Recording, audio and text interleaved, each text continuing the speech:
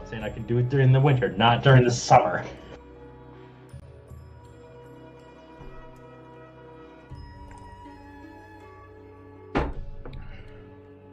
Alright, my friends. So, thank you all for readjusting to give me just a little bit more of the mental break, but this is also something I've really wanted to be doing with all of my games. I think it's important, especially in the way that I'm now editing the podcast, because since I'm editing it very narrative play, that means that we will and hello everyone.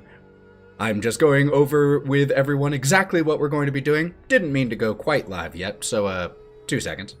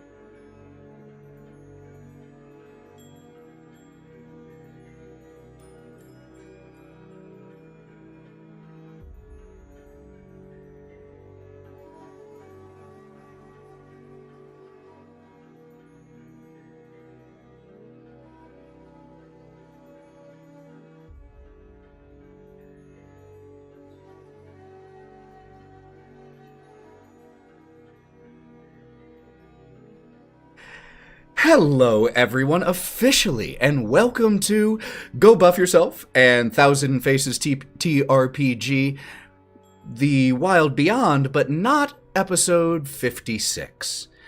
Instead, the Wylde Things are going to take a bit of a short rest. We haven't done this in the 55 episodes that we have done of this campaign. We haven't just sat down and talked about it. And I think it's high time that we do that. Before we do, let me go ahead and introduce myself. As always, I am Ethan. Do I have something in the beer? It was you. I saw Mav doing this. I thought it was to me. I am Ethan, your dungeon master, but for tonight, more just question moderator. And if you have any questions for the cast, either specific for one particular individual or cast, or I guess cast is the best word. I hesitate to use that word because that feels like something in a play. But hey, I guess that works. Crew? Group? Player?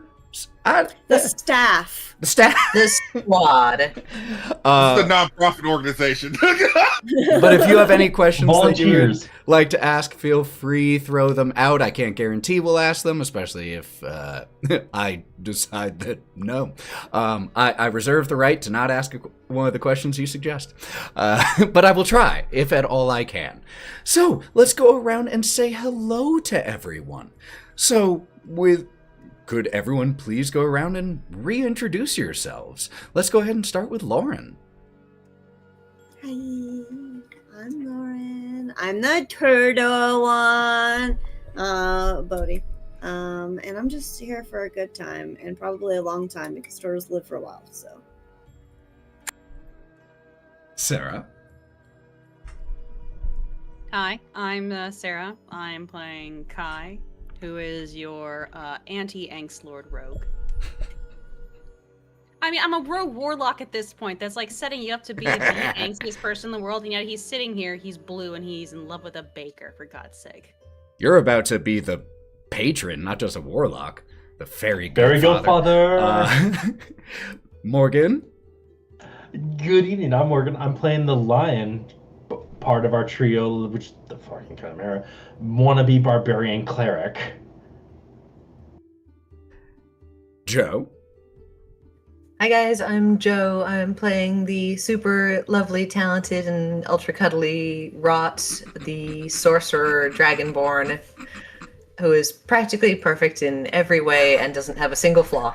Okay, this brings up a great off-topic question that I have for you with the phrase practically perfect in every way. Lauren and I have had this discussion because We're not she's a going huge to Mary talk about Poppins this fan. publicly. I just have a question. I can't. Do you think that become this means person again. that in every category she is practically perfect and therefore not perfect in any category? Absolutely. Or she is perfect in practically every category? No, she's 100% imperfect, but she's getting close in every category. And last up, we have Mav. Hey everyone, it's your favorite black guy on the internet here. I play Otto because going on an adventure with your friends is way cheaper than having therapy. and that is what Otto's Cheers, doing. I'll drink to that. Otto is definitely going through some free and unexpected therapy. So, with introductions out of the way, one thing I do want to say, even though this is a short rest episode, still probably going to be 18 plus. We still might be partaking. Still will be apparently flipping the bird. So, just be warned. I'm glad that happened after the warning. So, before I start tapping into my list of questions, I just want to remind you all, I want you to think of a question that you would either like to ask one specific person or the whole crew. Doesn't matter, but I want to know what you all have to ask each other too. But after 55 sessions, first question, how are you all enjoying the Wild Beyond the Witchlight storyline? Because I've added a lot to it that is not in the module, taken some things out, pulled from here, made up absolute BS. But how are you all enjoying the Feywild style adventure? I can start us off. I'm fucking really enjoying this, man. While I know you've changed some things in it, and it's like, I don't read the books ahead of time. I don't do that because I love being surprised. I love the changes that apparently you've made. Concerning, it's like, I hear like past stuff. It's like, okay, this might have been what has happened. But it's like, no, it's been amazing. I love the changes you've been making. Please keep doing it. Oh, Change it. Make it your story. I'm way too deep into it to not do it more. once you've started making certain changes, you're like, well, this is off the rails. I have to keep doing this. What about the rest of you? Feywild, fun? Or too wacky? Not wacky enough? Mav? Hey, no, I'm kidding. I have to jab it real quick. There you go. So, no, I'm actually really loving it, and I do love that this. I know we joke about it every now and then that we've talked outside of things like, if of all the campaigns that we've done or are currently doing, which one would be the better one that's animated? This one, which should be a full-on animated, full-length feature of like TV show. Don Blue style, just full on Don Blue. The horniest animator. Yes. Yep. We also need the musician who did Tarzan. He's Phil Collins? Oh my god. We need Phil Collins. retired. We wish we could. We had that budget. Yep. We have a budget. But no, I am enjoying it. I am loving it. I do enjoy when we get to come back, excuse me, and have this semi PG-13 lightheartedness to this campaign, and I love it. And I always continue to. I like being Otto. I really do. I like being Otto. He's been very fun to play as a character. So yeah, that's my. I definitely have a specific question later for you, but anyone else's just general thoughts so far? Sarah. So the last campaign we played with you was a lot of political intrigue and a whole lot of fighting, which was entirely appropriate for that group. Was a lot of very violent people. But for this one, I like that there's a lot of opportunity to not fight, just as long as you're being clever about something. And I know that we had puzzles in the last one, and that there's things you have to think about with this one, but the option to cheese your way through something in D&D also brings me colossal joy. Just it's nice to be in a headspace where I find joy in cheesing my way through situations too sometimes, rather than like, I just need to cut something's head off. Right. I think that is definitely something, like, of any module that is out there. The Wild Beyond the Witchlight is the one that I know of that, as written, it's possible to get through without any combat. And obviously some additions I've made, like the rifts, some of those you're not getting out of without combat. But yeah, and you all have, man, I swear the Fairy Goatfather is the poster child for cheesing your way through a situation without combat. Hey kid, you want a knife? Accurate.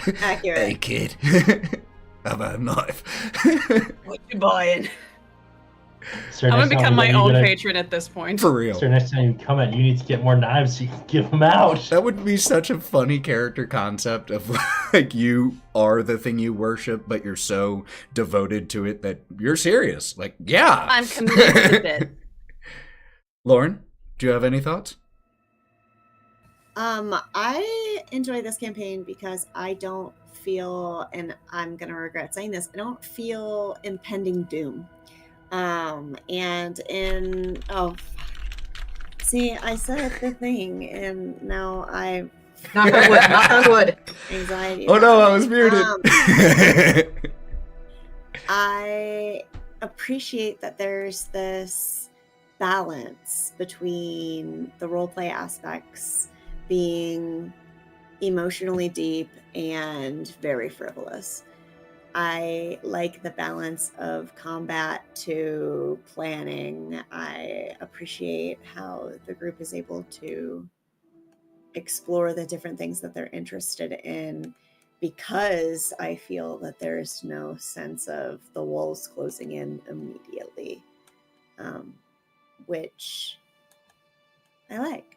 I think is really fun for all these people that can't wear shoes.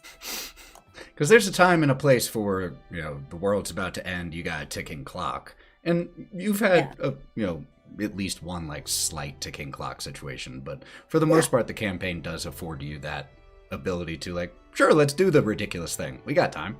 and I think that balance with roleplay really affords us the ability to pull things out of the air to circumvent an issue through non-combat. So I think that that's fun. Okay, bye. Joe? I think my favorite part is that when I'm thinking about this campaign and I'm not playing it, I don't feel the need to overthink it or overplan. Because I am a chronic overthinker. It's just something about my anxiety that makes me go, what's the best path I could possibly do? What's the best thing I could do? Should I, talk with the group about what we should do next to make sure that we don't, full party wipe? So when I think about it, or I'm talking about it with the guys, it's just talking about, what fun thing happened, what cool thing might happen next time, something we really liked, or, plotting about maybe the next level up. I'd never feel the need to overthink this one, and I can roll straight into it without maybe having plotted anything, because I know that anything I do think about is probably going to go straight out the window the second we get into it. There's no way for me to anticipate this in a way that will make me hyper fixate on it. So I can just roll and go, I'm just going to roll with it. We're going to be loosey-goosey. And I don't get stressed. And that for me has been super refreshing. I know I did stress you out in our other games. Enjoy it. Yeah. Oh, yeah. There was a lot of stress in some other games. Sarah and I were actually talking about that, how, other campaigns, because of the headspace we were in, ended up extremely dramatic, extremely dark, with heavy consequences to actions. And in this one, the consequences is maybe I lose my title that the frogs gave me.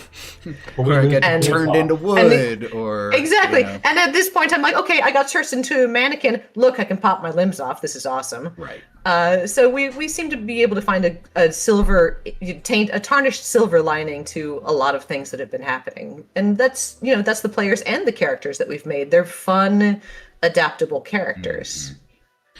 All right, so here's a slightly more specific question, just as kind of a warm-up for questions here. And this doesn't have to be a long answer, but we've had the Carnival, Hither, and the Fields of Spring so far as the three areas, generally speaking, that you all have been in.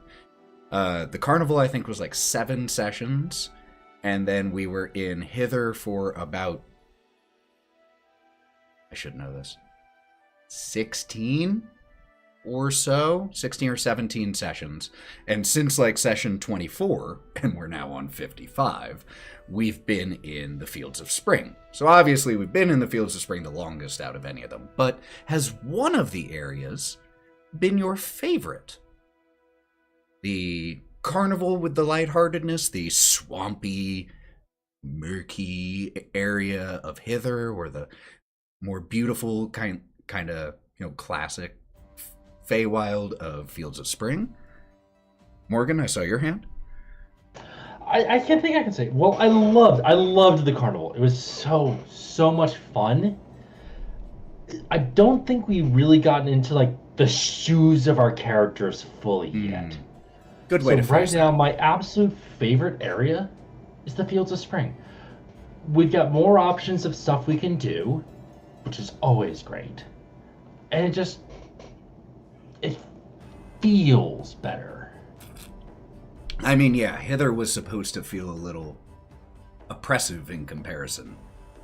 Just ever stretching swamp compared to ever stretching meadows. As Mav is saying he hates swamps because of an experience he's going through in another campaign I'm running him through. Curse of Strahd. Perez sucks. What about the rest of you? Carnival, Hither, Fields of Spring, Mav? Fields of Spring, honestly. Like, it's Fields of Spring. Like, did anyone select anything other than Fields of Spring in their heads? Okay, we got one dissenter against 4. Okay. My reasoning for Fields of Spring is that, like,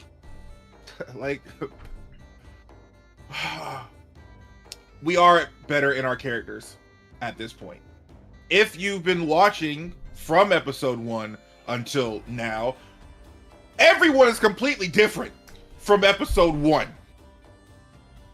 Narratively, just personality-wise, all of this stuff has come through a weave of narrative flow.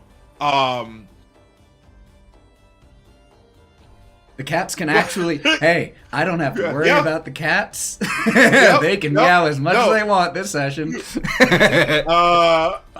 But no, I have loved Fields of Spring because we have gotten to do more. We've made more friends and more adventures within the Field of Spring, narratively, and that's my choice of Field of Spring. So yeah. And feel free to I feel a little silly saying this, but I know that we have a lot of rules. Hell yeah, Fields of Spring, Ethan. Rules that we usually follow when we are playing our game. But feel free to jump in and just kind of freeform chat with each other. You don't always have to wait for me to call on you. I'm not the dungeon master today. Ethan, stop giving us new rules and changing it. We are stresses us out, Ethan. There's just talked about this. We're not talking official enough. It's like that one day you give the kids in class a free day, and it takes you a week to reteach the basic rules of the class again. After one We're gonna do day. drugs. All drugs. Your Lord of the Flies, yes, Ethan. All the rules are going out the window. I'll go get a big shell. Cody, get the joints. So, I'll be the dissenter here. So, I agree with everybody on the Fields of Spring is amazing because we have kind of grown into our characters, and I didn't really know how to play Kai super when we started in Hither. Yeah, I hadn't played a rogue in a while and didn't know the dynamic, and you were coming into a group that had been established for, by that point, 10 episodes or so, and that's or tough. 15 or so, something like that. But it's, if I take the us as characters, because we all are enjoying the characters aspect of Thither, and I look at the gameplay aspect, I really liked Hither because I had to think about the physical environment. For Thither, we can just kind of we're just going to walk through the forest. I'll check for traps occasionally, then we're going to be there. Fields of But Spring. for the swamp areas, it's Hither, Thither, and Yon, right? That's a little bit of... That was what Mr. Witch and Light referred to them as. Everyone who has been in the Fields of Spring has only referred to it as the Fields of Spring, yeah. Gotcha. So But Fields of Spring is, you just be like, I'm going to go there, and then you're going to go through the forest. But for Hither, I liked that we had to think about how we were getting places. We had to use problem solving for doing the hot air balloon, even getting through the swamp and finding a rock that's suddenly standing up and you're like, oh God. Swimming through various places, trudging through deep bogs, but then using the gangways in order to climb up the side in order to attack the rabbits. So when it came to the environment and having to interact with the area, I really liked that.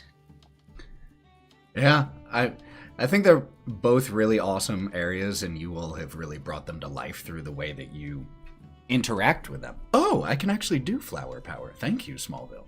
I normally can't redeem that when we're playing.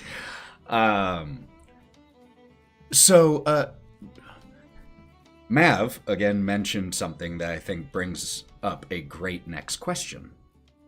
How do you feel your character has most significantly changed from the start of the campaign for you Since one of us joined later, so not just the start. Sarah's is a very easy difference from the start of the campaign. I'm here. But from when you started to now, how has your character changed in the most significant way or your favorite way? Morgan. I think Melon has changed considering he's really starting to consider everybody around him. It's like, no, you're with me. I got you. He's getting to the point where it's like, you're in trouble. I will lay my life down for you. It doesn't matter what's going on. I got you. And I think you've definitely shown that in Melon's. Yeah, because it's like originally it was like, cool. The only two that matter are Kai and Rod. Now it's like, I care about you. You're important to me. This little child wants me to rescue her pig, so I'll do it. Yeah. And since I'm so far behind on editing the episodes for the podcast, like I'm 30 behind. So I hear you all, I still hear you all from 30 ago. And Melon has definitely changed in that approach. Like in the early episodes, he was very much like, yeah, Rod, whatever you say. Cool. That's what we're doing. Yep. Fine, Kai. That's it. Yep. Cool. And, I mean, he's still like that. Rod makes the decision, straight up. You have more considerations now than just what Rot says. Like, if what Rot says seems like will hurt all of your friends, Melon would now have pause at that. Haha! Oh god, you both did it simultaneously. Oh. It's almost like we're It's related. almost like your sisters. Who else? How do you think your character has changed in the most significant way, or your favorite way, or Otto's become a unexpected way? bitch. Well, Mav, why don't we jump over to you? Let's talk about it. Wow. Let's talk about it. Wow. Otto's a bitch. Wow. I'm gonna sit here with the In a awkward good silence. way. Oh. Well, Be that Otto. I am. Otto, with his wanderlust heart, from episode 1 until realizing that the real world, despite his trauma from previously before coming to the carnival, that the real world isn't sunshine and rainbows all the time, and Otto has to make choices that not only affect the party but also himself. But the underlying part for Otto is that he does put himself before. No, he puts the team before himself, always. But he will also lay his life down. He'll take those consequences so the party doesn't have to. That part of him still resides in him. But no, Otto's learned how to kill, and he actually enjoys it. That's the whole point. He understands of what he has to do to keep his friends safe. And yeah, friends, all of them. His friends safe. Mm-hmm. Said it out loud, no take backsies. It's this is not a canon episode. This is a filler episode. Give me your pizza, Otto. Give me your pizza. No, fuck you. Leave my feet alone. But Otto's learning that there are meaner people in this world, and he doesn't like bullies. So he's wanting to take care of the bullies. So yeah, that's the big part with Otto, and I think, from episode 1 until now. And I think what's really cool is the direction of like that. Not necessarily not a love of killing, but the skill with it, but also just the acceptance of it is a reflection of what Otto saw in the mirror all the way back in like episode 5 of this more hunter version of himself. And that is what the character has been steadily moving towards ever since. So that is super cool. Yeah, and you know what? Hey, Rot, you're next. Next for what? How has your character, how has Rot changed from the start in an unexpected way, biggest way, favorite way? It kind of feels like in the beginning of the campaign, Rot was kind of like a stray alley cat. That's kind of what she felt like. Where she's still a cat, so she's got pride in being a cat, but she was skinny and aggressive and definitely in a kind of don't touch me, this is my space, my rules, and if you try to move into my space, I'm going to make you regret it kind of thing.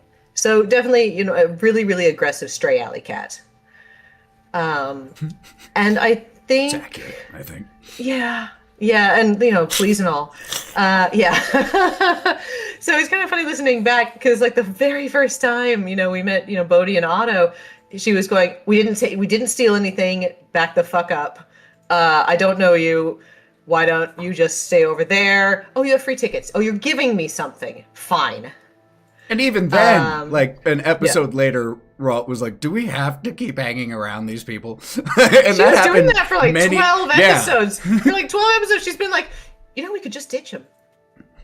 I think it was like No, up they're until too useful. I think it was pretty much up until Kieran had also agreed they are good and helpful. So then it was two heads, so to speak, against one, and it was kind of then that Rot stopped asking the question of, can't we just ditch him? Yeah, and now I feel like she's, I won't say mellowed, because let's be real, I don't know if she can mellow. She's the eternal plotter and spicy and always going to be getting into trouble somehow. Usually because, she does something. But I think she's mellowed a lot. I mean, or she's definitely less she was vitriolic. high as shit last episode. She was mellow last time. Could you imagine episode episode 4 Rot being like, let me see your feet, your toe beans, man. Could you imagine that? No. Hell no. I think what the biggest thing is that she's less survival driven now.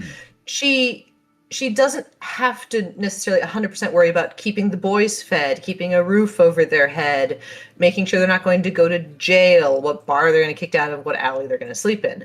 Now she can relax a little bit, and she feels like she's coming more into who she is rather than who she has to be for her brothers.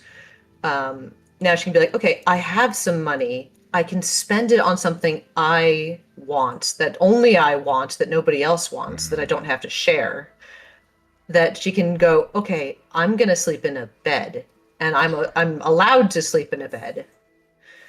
So I guess she's gotten more indulgent, and for her, I really appreciate that for her because she hasn't been allowed to indulge at all. Interesting. Yeah, I think Rod has definitely had some of the biggest character growth from the beginning, which, when you come in like an alley cat, even just taking the fleas off is a big improvement. Yeah, so now she's more like a zoo tiger. She's like, okay, I've got constraints, but I'm comfortable. Still don't fuck with it, but like you can walk around me and give me food and stuff. Lauren, what about Bodhi? Bodhi's definitely come into his own, I think. A lot more in the respects that he's willing to share his thoughts more openly, and he was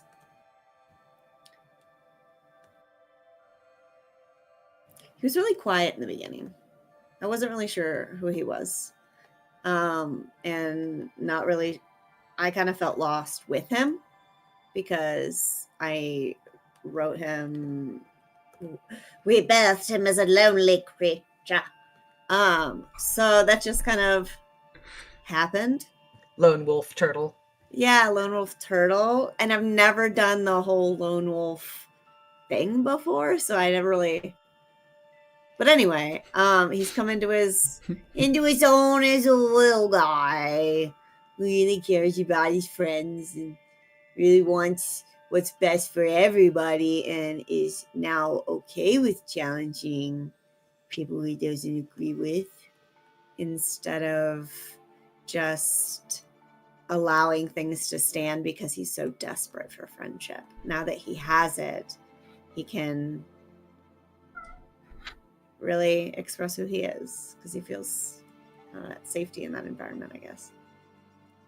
And I think that's nice because it was so sad. And his journal is so sad. And I'm like, little guy. His journal is just sketches because you can't write. It's not his Sad fault. pictures, though. He has He's his a own farmer, language he- that works for He's him. really good at growing stuff. Pictogram and simple and words. He's really into herbal and alternative medicines. So it's really vocal about it. So, and apparently Hotbox is goblins and hobbits now.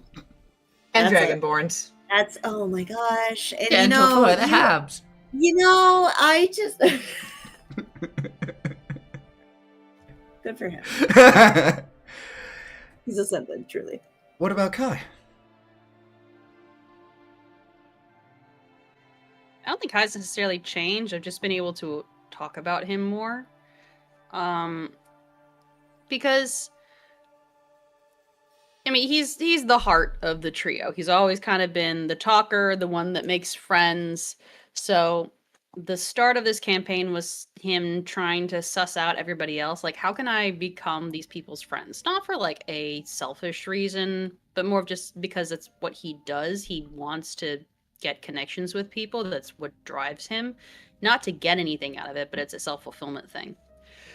But as they've gone on, I like that I've also been able to show that he can kind of rein back and go, oh, no, maybe I don't like these people quite as much. And if there's a problem, I can just leave. There's nothing holding me here unless I want to. But then seeing that it's Rot and Melon that are doing the opposite. So watching them come into wanting to be with people and a part of people has kind of mellowed that out. He's like, it doesn't have to be just me that keeps the friends and keeps people liking us. It can be them when I'm kind of mad at somebody. I don't have to be that sole point of keeping the group together. Kind of like realizing that he doesn't have to do it all when it comes to the emotional load. Because now you all are individuals as opposed to an individual. Which is also something that we should chat about. But I got a few other general questions that I would love to get some opinions on. There haven't been a ton, but there have been some fights this campaign. We have had some combats.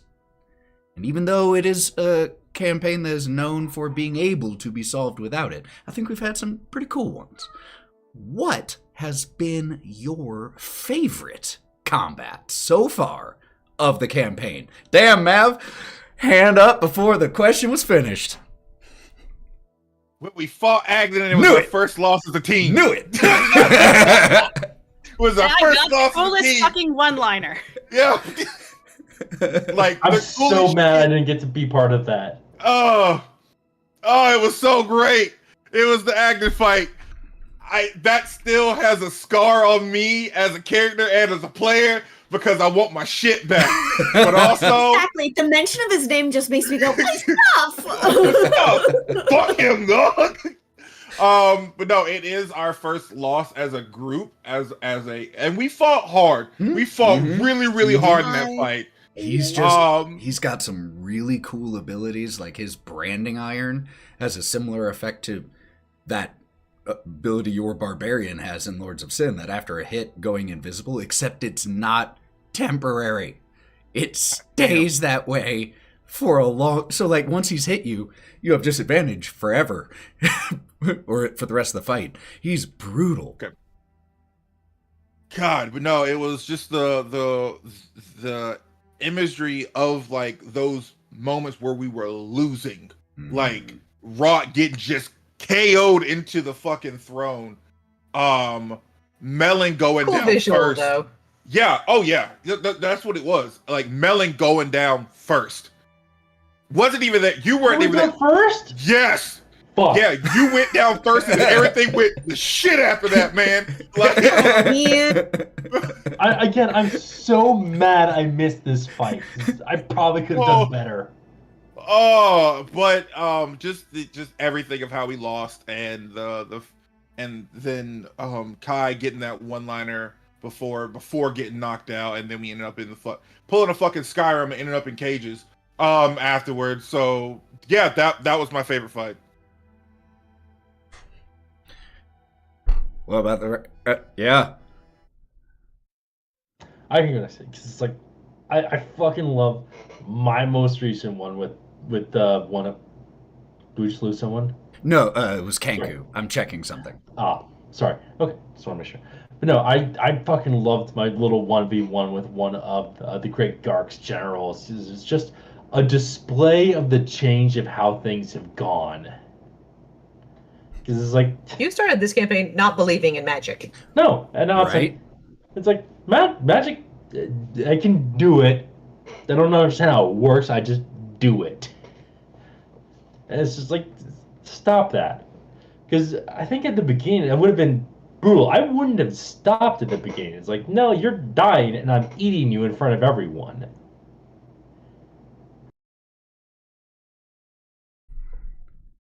Everyone else? Favorite fights? The hag. Oh, like You would pick Loom the Lurch. hag. Now, the fight against the hag specifically, or like the whole breakout scene? The whole breakout scene, I think, just because it's starting with everybody in different fights, with Melon and Bodhi, not necessarily in a fight, but like setting the market on fire, but Otto That was my and favorite fight. yeah, Otto and Rot with the furniture, and me getting my ass handed to me by a tiny dragon. And it seems like everything's going wrong for everybody. And just like, help! And this slow progression of it seems like things are finally getting resolved as Melon starts steamrolling his way through the tree. He's not necessarily fixing them. He's not the one doing the saving, but you can kind of track his movement of things finishing and as they go through. Because by the time he gets to Kai, I think I've finally killed the tiny dragon, and that's when the hag comes out. Can I So say you can that's kind my of like keep your second eye on the favorite? lion of like what is the chaos like steamrolling through the tree. But she was already an incredible fight, but I think this is when I went, oh, right. I'm a rogue. I've already been sneaking my way through here, but I've got so many knives. And I intend to stab. And then I stabbed the shit out of her. It was like, this is what I wanted to do to Agden, and it finally worked on her. And you have many knives to distribute to children. Not even She also gave one to a naked man in a hole. Yeah. Sure. And a goblin. Our charitable donation. What is a goblin but a new child? Did everyone? We're not stealing goblins. Did everyone get to say their favorite combats? Lauren hasn't yet. No, I agreed with that one. That one was Ah. my favorite for the very same reasons. The fact that everybody, it was just like, oh man. Hey, but we talked real good to that guy though. Flamethrower? Like it was humbling and beautiful and unifying in its own way, because it reminded me of the way it felt to kind of lose the first time to Agden, but we worked as a team to do it, and we pulled the shit out and got this done. So Got that. did a Brad. big strong of people. And sometimes Um, losing a oh, fight, sorry. like with Agden, can be really cool. And that's why I always like to say, like, the K in TPK doesn't think it's have to great. stand for kill. Oh, It can be I knockout. don't know. It can be kidnap. It can be anything else you can somehow try to make start with a K. But sometimes losing. I have a favorite. It wasn't quite combat, so I don't mind going last. It was when we had to go into one of the portals. It was the one with the floating islands that were slowly being dissolved, and we had to get that little notebook. So it wasn't combat, but it almost felt like combat because of the stakes. And I loved Grump staying outside and then starting to regret staying outside but not knowing if he should come in. I loved Melon turning into a tree for the first time to anchor everything and slowly lower us towards, where we had to go. The stress of watching all of the islands dissolve, everybody getting like hit by rocks and suddenly aging. That was nutty. And I liked being able to cast Fly for the first time to haul ass out of there. It was just so buck wild in every way that even though we didn't technically fight everything, it felt like we were fighting kind of like nature or fate. Yeah, those. Hey, Ethan, with that encounter, can I just say, thank you for letting me use a weird spell that isn't normally in the list. With the tree meld. Oh, that was just so cool. It's so fucking cool. Yeah. And, if any campaign deserves just rule of cool wildness to happen, I feel like Wild Beyond is definitely that. So, that brings me to, actually, the image of you all sailing out of that rift would be an incredible one to see drawn, which kind of brings me to my next question. If you could freeze frame a moment from this campaign, and have it turned into art. A single moment in time. What would you pick? I got it.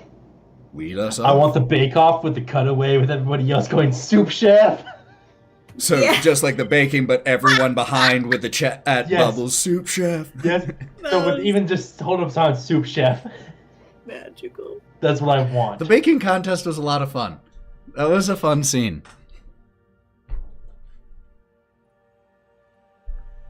I'll ping pong to Lauren. Well, I think they I are don't- thinking. I don't know. Think faster. I almost need to go to our out of context tab to remember all the great things we've done. I got it. I got one. So it is the inevitable shift that was the party dynamic with the nightmare stuff. Now sit with me. Come with me. Have a seat. Each one, how this is drawn out is each character has a panel of their own, and it's like Otto, Gromp, in the order of when we found it, like the Sibs, Otto, and Bodhi, and all of that, and we're all put together. So it's a connection piece. Mm. In the background are the things that we saw. Each one has that behind it, and it's just us, our emotions on our actual characters' faces of what we felt when we saw that. Ooh, that'd be cool. Yeah, it's a big old collector's piece. Yeah, I love a scene that is basically like, let's tell some backstory. Specifically tragic parts. I'm looking through the out of context right now. Well, I've got one. Okay, go. The moment of you all walking through the Snark's cave with nothing but the light of a flamethrower illuminating as it is looming overhead. So just like all of you in height order, I loved illuminated that by just part. the Oh, with the pilot blink dog. light. Yeah, with Rune. I liked Rune. Miss Rune. Unicorn horn school picture. Like done as a school picture. Oh, With everybody all in of their you stupid in your unicorn makeshift outfits? unicorn outfits. Yeah, the unicorn outfits. God, Just like there's been so much. right in front of like getting ready to go find the unicorn, the last unicorn. Whoop whoop, like God, there's been First so day much of school. this campaign. Jesus. I think mine would be everybody in their own way bailing out of the hot air balloon basket as you see the Jabberwock overhead with its claws like ripping it away. Just look with the faces and the flying and the everybody jump and Welcome to the grab, fields of what spring, you can. motherfuckers. Exactly. So just with the Jabberwock like in a blur over top, ripping away the balloon and everybody going shit as we jump out of the basket. I forgot about that and how I just like threw myself out. It's Yep, like, just let's jumped get down into a there, I don't tree. care. Yeet. I have a couple. Two of them are silly, one of them's a cooler one. Sandwich it. Do a cool yes. sandwich. So the first silly one would be, yeah, still silly, but more like whimsical, is it shows a crumbling bridge from the side, so profile, snaking water underneath it, with a big troll up at the top, arguing with Rot, while everybody else is climbing all over various bits of it, or like dangling from underneath it, trying to patch up this Hanging flowers. hanging flowers and moss and making things grow. Just having these big things happen around it while Big Troll and a small lizard are yelling at each other from on top of it. With a 2.5-foot sunflower there as well. Yes, of course, with a tiny sword. The cool one would actually be the Meanlock fight under Telemy Hill. Oh, fuck, yeah. In which it's all of us, like, kind of back to back with each other in the darkness, and it didn't Rot or somebody do some sort of super bright light spell to illuminate the entire room. I used my dragon's breath. Yes, and shot that's it up. Just like to do an illumination of the room so that you can see the Meanlocks themselves and whatever terrible fear shadow thing they're casting against all of us. So be all of us back to back in a room, pillar of fire coming up the front, the Meanlock creatures, but then the shadows that are cast in the fire are the silhouettes of the things that all of us were fearing the most. That was a cool And then scene. last silly one would be the really awkward dinner we had at our tiny house, where it was Bodhi and Melon being like, we slaved over a hot dinner for all of you, and we waited. We got takeout, so everybody's sitting at the table really awkwardly eating dinner. We tried making fried rice. Just us standing in the door to the. Where have you standing been? in the door, still wearing the oven mitts, aprons, like just motioning to the table where it's now not producing any. I actually have two I little don't know ones I would why also I pick. bother. I would also pick Melon I'll follow bench right pressing a whole bunch of goblins who are all just that like would drinking just be and cheering. Great character art. And I would want Rot and the kindergarten teacher painting her wooden wings just like with paint splashes everywhere. Another really good visual would be one of your hell portals, the one that had the giant worm that was going to be coming through it. Oh So god, it would that show one. the portal, but then all of us from the back looking at the portal, trying to like run towards it, and like Kai looking like he's about to chuck something at it. But through the portal, you can just see this terrible worm creature about to come through. I have a thing for tears in reality. I just think they're cool. I got another one. I got one more. It is the cupcake eating contest. The aftermath of just Otto face deep in the cupcake goop, and Melon just And a random dwarf vomiting confetti, like, off Yep. to the Oh, side. you remember the snail Fucking race? dwarf, you lose. The snail snail race. race. God, the carnival I is so called fun. that roll, by the way. I fucking called it, and just man, just you and I, it's like beat for beat, same roll every goddamn time. What are the goddamn odds of that? Oh, God, And then that it's was fun. that I'm gonna was FaceTime in the end. the most complicated thing I have kept track of for this entire campaign was the snail race. Like the distance where if Is there a way to post the art I did of Rot and Bodhi in here? I don't know if like on the stream? Yeah, I mean, why not? Yeah, I actually Because I do want to do more art for this, and hopefully I should be able to once we're done with the big project that we currently have going on. I added it at one point, but I think the digital version that I had was was unfinished. If you send me the finished one, then I can just pop Yeah, it up sure. here. So, did everyone get to? Oh no, Lauren. Oh no, I added two. I added flavors. But did you have a Individually. moment that you would Ma'am. want to see done? You don't have to. I thought I said one already. Well, so if you did say another. Well, now I was looking for the art, so now I'm distracted. That's fair. That's all right. It's not. This is not a quiz. If you think of an answer, interrupt. I'm uploading it in our character art tab. Cool. I'll get it up here. And while I do that, did any of you have a question that you wanted to ask of the group or ask of someone in particular before I have my next prompt? Yes. I saw Sarah's hand first. Oh, damn it. My question is for Bodhi. Whenever anybody has mentioned or asked about your late partner, Bodhi kind of clams up about it real quick. So I don't think we necessarily know how to broach the topic. So is there anything that the group can do that might be able to help Bodhi open up about it or work through some of that trauma? Oh. That's nice. I think Bodhi clams up about it because that was the only other companion that he had had for an extended period of time in his life, and he was responsible for badness happening to them. And it caused his isolation that led him to the Feywild, where he was forever changed, but still somehow very, very lost inside. But I think Bodhi feels that he's always been a tool for others to do things, never really part of something instead. Like interacts with something, but never truly part of it. And he's starting to feel that less and less. And when you guys talk about your struggles pretty openly, or when you've come to him for friendship or advice, those are always, I think he will be more willing to talk about it now that something more solid, Juniper, is here.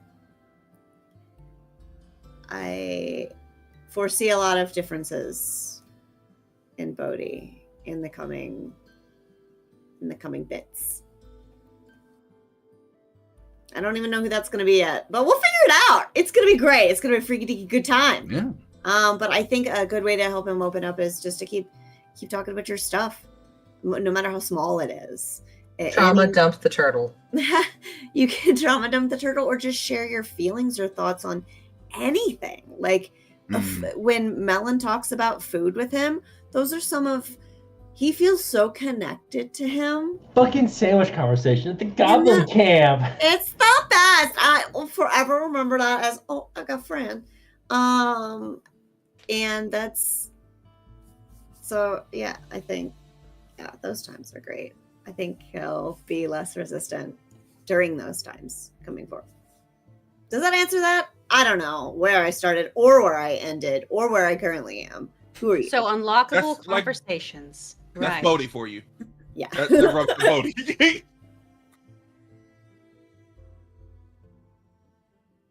I saw Morgan's hand right after Sarah's, so then I've actually got a couple of questions. you gotta start with one. At least We'll circle back to you. Fine. Hey, Mav. Yeah, it's you, baby. Yes. Well, we all did get cursed. Melon is way more observant of the physical changes that happened with folks. Is there anything that you would want to broach? Like, to me, it's like to have Melon maybe approach with him about it, because, like, Melon doesn't understand more about the social cues or, like, the mental type things. It's like that maybe you have been cursed as well? He doesn't understand it. So I am. Yeah. Oh, so I am still cursed. It's been a curse that's been very beneficial for Otto. It has been. This is why Otto's now a bitch. Per se. But yes, Otto is still cursed, and I've just been having really, really great fun at, like, I know what the curse is. I've just had a blast of roller skating around, activating It's the a relatively funness. harmless curse. I'll let Yeah. let y'all know. Yeah. It's not a bad thing. It's not. Some would It's call not. it a very noble quality, but it can have Correct. some problems if taken to its extreme sometimes. So it's like, do you want it fixed or not? Is primarily what it gets down to. It's like, Questions do you want to things. keep it? I think at a certain point, he will want it to go away.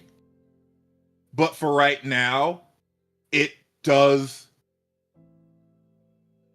You're being able to get what you asked for out of Otto with this curse.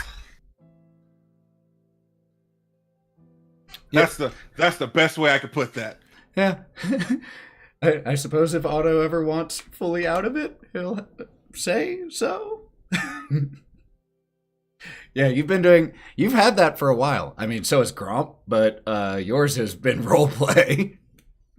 Look, I'm working on Gromps right now. We're on like try number 40 now. That poor guy. He will never be the same. Until tomorrow. Joe?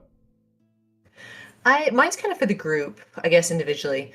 I know that when we first entered the Feywild, we all had specific goals in mind. Sometimes it was adventure. Mine was we've been promised a reward. Bodhi was there because Bodhi stuff, I guess. But I think, as we kind of been traveling through the Feywild, we've been changing our perception of what's around us has been changing a little bit more. I've noticed that I hate it here quite as often. When the campaign is over and we, rescue the fairy godmother and defeat the hags or whatever it is we're working towards, do you see your character wanting to go back to where they were in, the regular Faerun realms, or do you see them maybe staying in the Feywild, assuming we all survive this? And this is, of course, functioning under the if you are who you are now and you get would out. you want to stay with the party for a while? Would you want to stay? immediately break away? Do you want to go do your own thing? Do you want to hang around, etc.? I can start. It's a very important and fair question. Yeah, Morgan? Yeah, I can start us off. Melon is very, very still so much. It's like Rot makes the decision. So it's like, hey, Rot, you want to stay in the Feywild? Cool. I will move mountains to try and make that happen. If something happens where it's like maybe Rot's not with us, kind of I've got some very difficult questions to answer then.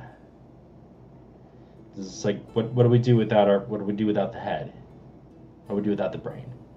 Yeah, I'm just curious. I mean, would Melon want to go off and do his own thing for a little while and kind of discover who he is without his siblings? Honestly, if we lost you, Melon... No, I said assuming we all live. Assuming we all live. Oh God, no. He's got to stick around. He's too much of an idiot. Fuck self-discovery, I guess. No, he's too much of an idiot. He can't go by himself. That's a mistake. He's like Amos for everyone. From The Expanse. He has a person, and that person is right, and he's going to do what that person says. I missed that show. Book series is great. I haven't watched it. I should. Ooh, audiobooks. Fun fact, this is one of my favorite... There's a new game coming out. This is one of my favorite little facts, and this is not me throwing shade at George R. R. Martin, but there are two guys who are the authors... Oh, no, throw shade. It's okay. Two guys who are the authors of The books. Expanse. One of them was, or is, Martin's apprentice. The entire 9-book Expanse series and the entire Amazon series were made since the last Song of Ice and Fire book came out.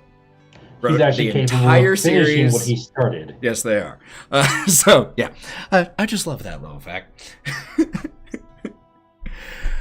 Well, what about the rest of you guys? You gonna stay in the Feywild? You gonna go home? You gonna hang out with us for a while longer? I guess hang out with me and Melon or whatever we're doing.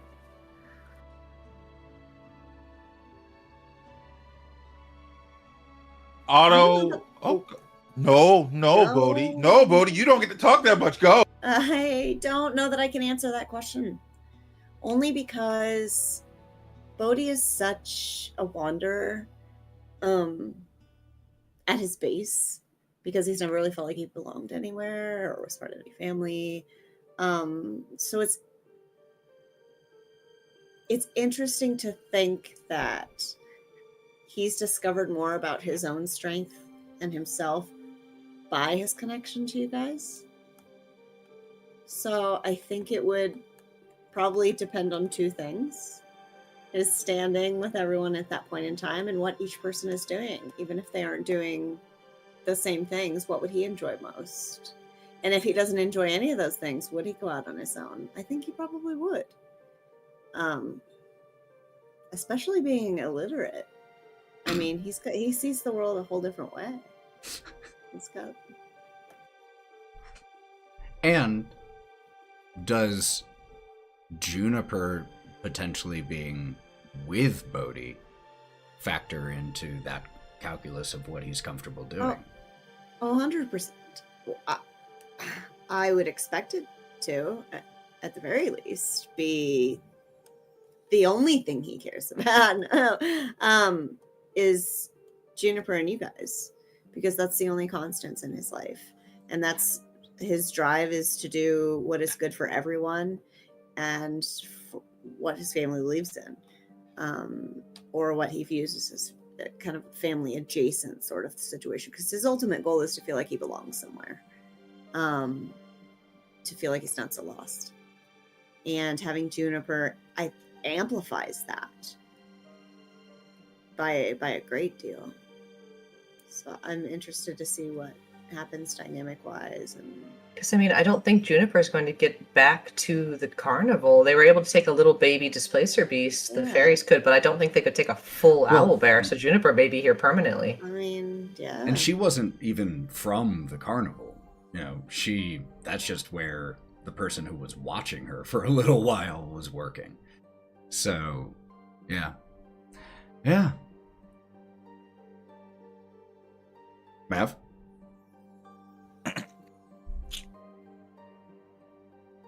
If we get the good ending of this campaign, Otto, the good ending is where everybody's cool with everybody. That's what it is. The good ending. Yep, Hey man, that's fair. that depends on you. The rest of I us know. are pretty chill. Like I said, the good ending. But he would he sent a letter to Robin. We gotta tie that up. And if everything does go well, he would like to start a life with Robin in the Feywild and have some type of animal rescue within the Feywild as well. And still, whatever it means to be the Witchlight Monarch or whatever within this realm, use that to his ability and his graceness and whatnot to do that. And Pretty sure that only lasts until they crown one next carnival. Who knows? I don't know. Maybe. I don't know how that Who works. knows how that works? Yeah. But until then, that's what he would want to do is one of the dream sequences that you saw in the mirror with the little farmstead, with everybody coming over, eating out and just doing camaraderie and all that other stuff. That's what he would want to have. That actually is kind of interesting because technically Melon and Rot were promised a farm if they, complete this job. And the more time we spend in the Feywild, I think that Rot's realizing that out here she doesn't have to conform to the laws of men.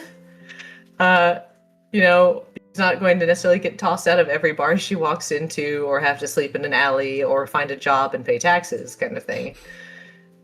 So I guess if we get where we're going and we get rewarded this thing, it might be something to pass on rather than keep, which is very strange for her because she was so fixated on having a home base.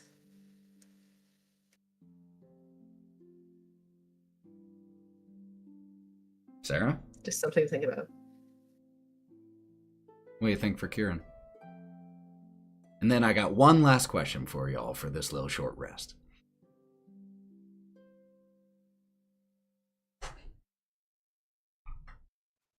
I'll mirror everybody. It depends, but one of the things that I considered Kai doing was if he doesn't end up leaving the Feywild and he stays here, he'd probably go back to the inn, the one that he worked at originally.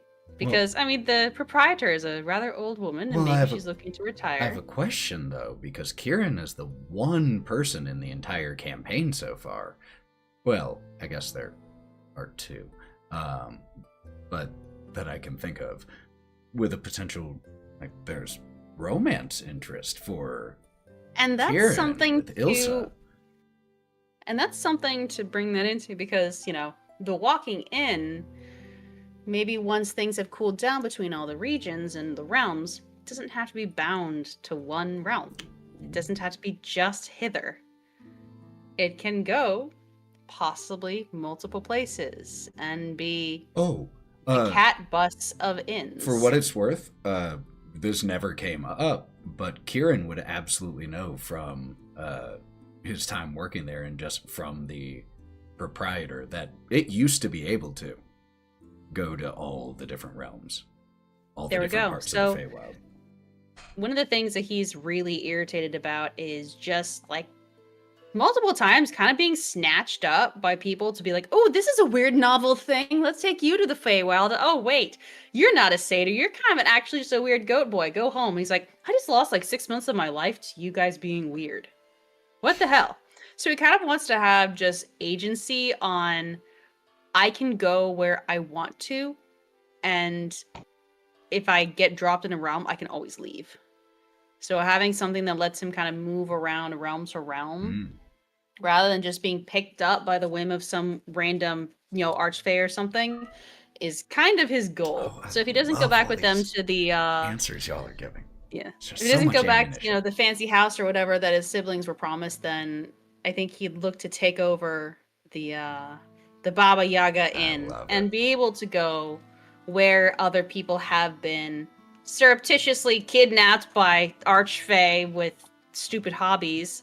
Let them stay for a while and bring them home, and be able to go to Yon and, and beyond. See people and back to home. And go live your best fairy goat father life. Exactly, live his best fairy goat father life. But then, if it is able to go between realms... With Ilsa? Yes, with Ilsa. Just to be able to go to everybody else. It doesn't matter where Bodhi's gone. It doesn't matter where Otto's gone. It doesn't matter where Rot and Melon are. He can find them. They don't have to be the ones to go find him now. Well, my last question for this little short rest time. Got lots more for the next time we want to sit down and decompress, maybe after another 10 or so sessions. So far, I realize in hindsight that this sounds, because it's about an NPC, sounds like a vain question to ask. But what has been your favorite NPC that you have interacted with so far in the campaign? Or, let me rephrase. Gideon. Who has been your favorite NPC that you've interacted Gideon. with? Gideon in the bush. My baby boy. Can I jump in here first? Ethan, I want you to answer first. Who's been your favorite NPC to play? Oh, Jesus. You got I can't, give a couple. I can't remember like That 4. one. No, but that's just it. What are the 4? What are the ones that have stuck to your brain the most? Top three. Can I do it after y'all? No, I have a lot to go through. No, Sarah, no, he's got to do it first. Yeah, fine. You can think. We'll give you time to think. Okay, thank you. 10 seconds. All right, fine. He'll go in the middle of the pack. Sarah, why don't you start? It's Ilsa, isn't it? It's Ilsa. You can say Ilsa. Just like, you can say Ilsa. It's Ilsa.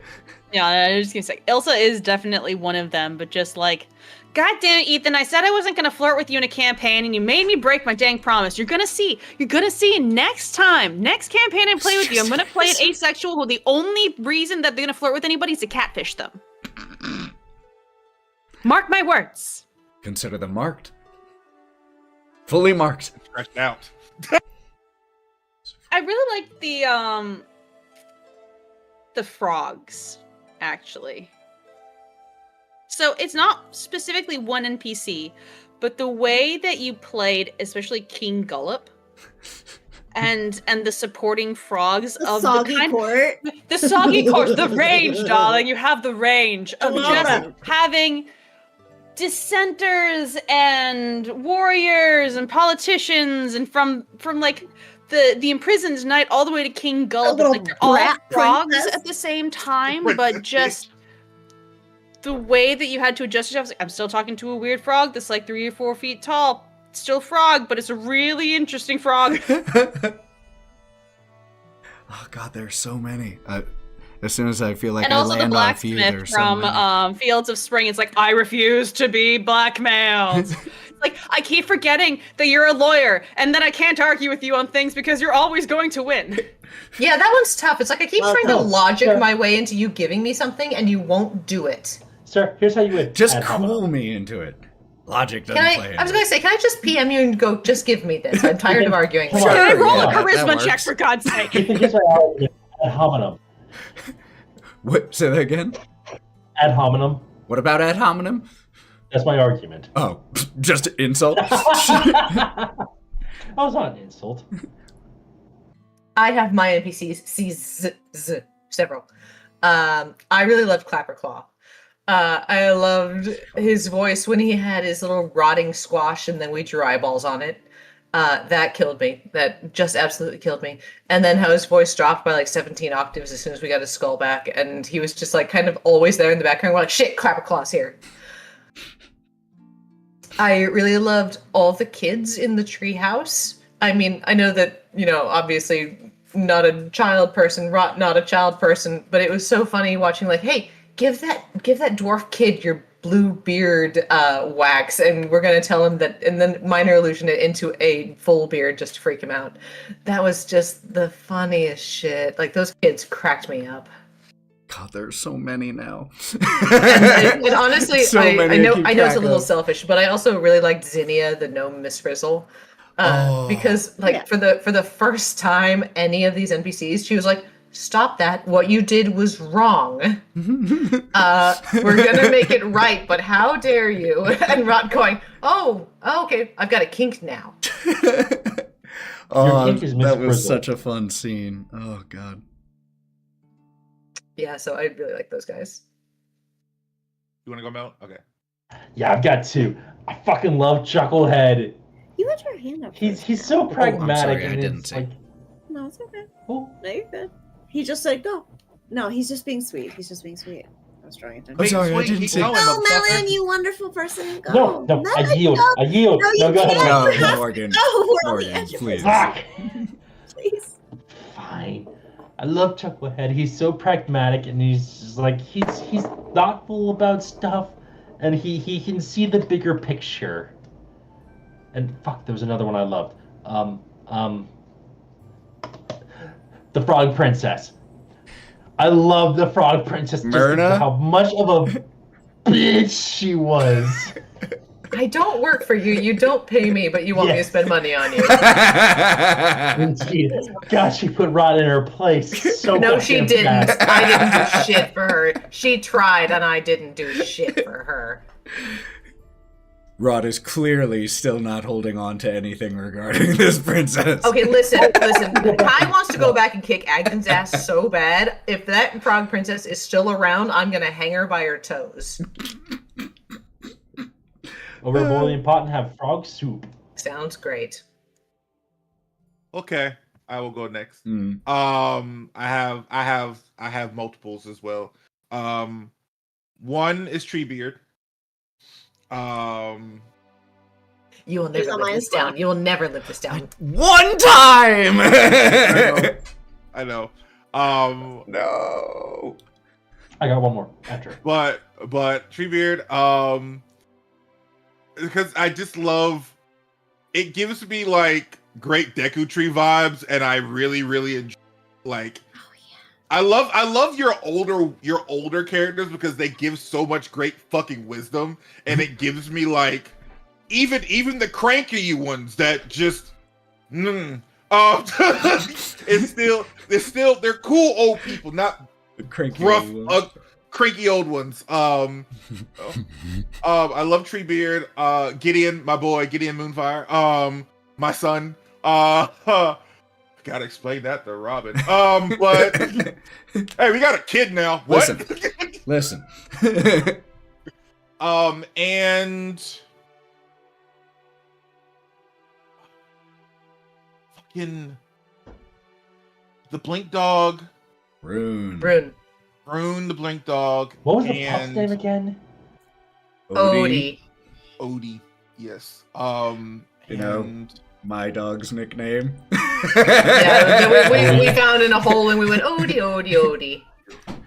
And there was one more. When you need to come up with another, Odie. Yay! Every goblin in the fort. And That's yeah. Honestly, and all the hobs. Not now. I meant when we did the goblins when we were at the lodging area. Oh god, yes, the one's Yes. talking to sexy goblin. God damn it! That's the other one that needs to be animated. Get drawn. Is that The shit? sexy goblin with the clipboard and her translator. Yep. Just Incredible. that. only Horrible in ass Wild disguises. I thought it was a great disguise. Rot thinks Oh it's no, a great works. disguise. no. I meant as like all I had is just fur as a giant mustache and That went was so in. great. It just worked. But yes, those are my favorite NPCs of yours. I was thinking, well, I didn't mean of mine, just like in the campaign, but to answer the question about some. Wait, did Lauren go? Well, I was going to jump in the middle, like Morgan suggested, of just. Yeah, I tried to stop. I really It was a do. nightmare, I man. enjoyed playing Rune. One, because the ferocity of that style character is really cool, but I just really liked the register I got to play with. I will rend. Because I was really inspired by the voice of Gamork from Neverending Story, the wolf, and the way he talks in this register. And it's this I just loved getting to play with that voice. Clapperclaw was is a lot of fun. I also really like playing as Lamorna, the unicorn. The Southern Belle. She's Hey, magic. y'all. I love her. Both of the hags have also been very fun to play into that, just that trope. So this campaign is just so full of fun little roles to play. Obviously, I really loved the it was very brief, but getting to be that goblin in the chapel area with Kai in the Green Keep, the one that was graffitiing. Staff and painting stuff, yeah. Yeah. Just I'll do the balls, just yeah. leave. It was the only time I can think of that it'll be in character for me to be like, yeah, I'll draw the balls on it, yeah. And perfectly makes sense in the narrative for so many reasons. But those were all a lot of We fun just to did play. that because we did. It's like we just cleaned up a chapel. Like, yes, cool. He'll have a cool church when he gets back or whatever it is. Lauren, any that have been your favorites? We hit on a lot of my favorites. One of my first favorites, however, was Stoner Existentialist Tree Man at the carnival. Northwind! Yes, Northwind. Because, come on, who doesn't want to talk to that guy? With the two of you talking to each other. Could have Just done it for a full episode, man. Could have just fucking anywhere and everywhere with that guy. Have you ever Amazing. noticed that, I mean, with the earth moving, man, you're never really in the same spot, man. That was fun to get to do that This is pretty great. ridiculous voice. Pretty freaking stunning. That's the only other addition I have. And a really quick one question from the chat, if you don't mind. Yeah. Smallville was asking if we had to play another person's character, who would we pick? And I said it would be fun to play either Kai or Bodhi, just kind of like sweet or fun and flirty, just like very different from Rod, just like this high profile person that everybody likes the second they come in the room. That would be really fun, I think, for me. So the question is, if you could play one other person from the party, who would you play as? I Melon. want to play. I want to play as Rod. Rod, let me be the spicy dragon lady. Oh, Right. Because I like hitting things and I like playing characters that are like, yeah, I'm just kind of like the big dumb muscle, but I've got layers, baby. I'm liking cake. I'm caked up, bitches. Was I that won't play 2 auto. for Rot? Did you say that too, Lauren?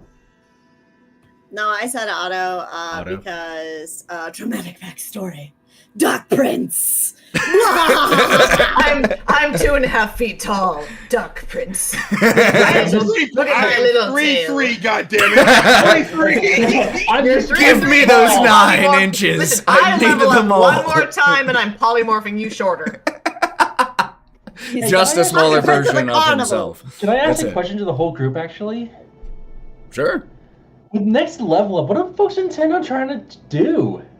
Oh, fuck. Yeah. Because I think I know what mine is Ranger. going to be. No, I think I might try leveling Druid. Makes sense. Yeah. That does make a lot of sense.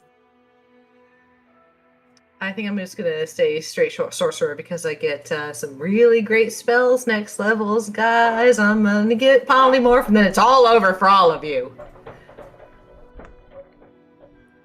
And Mav, you were saying Ranger? Yeah, Ranger. Yeah. Ranger. Like Makes sense. I still want to explore things because we already laid the groundwork for that. I do want to like reach out to other things, the other like my cleric stuff. Mhm. But my next level will be Ranger. Yeah. My boy goes to war for the fucking Feywild, baby. That's also what Otto's end game would be, is to be a protector of the Feywild. I forgot to mention that part.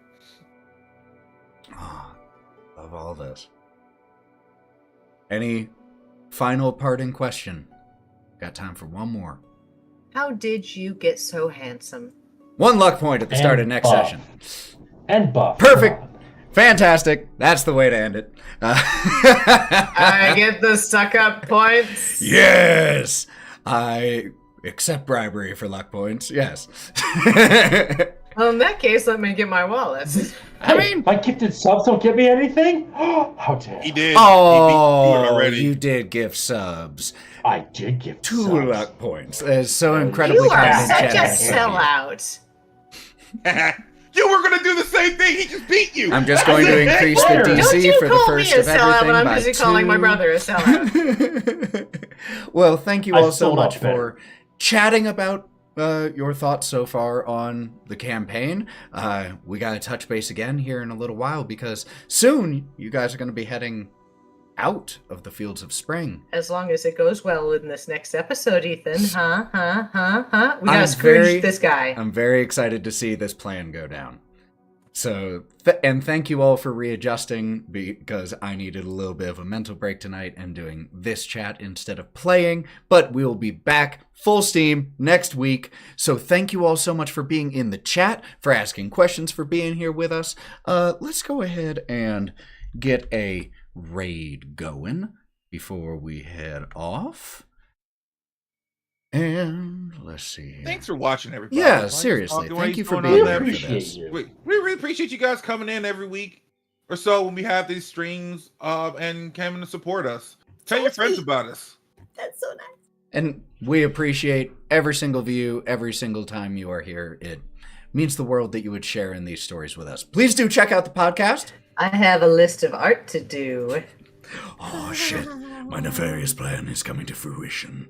Yeah, please do check out the podcast version too on Go Buff Yourself because if you like the slightly condensed and improved Sonic experience, if you want the time cut out of when we He cuts are out the looking for silliness. dice and looking up rules and trying to remember what page it's on, just keeps it tighter. But you can also watch past episodes on our YouTube channel. So thank you so much for hanging out with us today. Let's start this raid.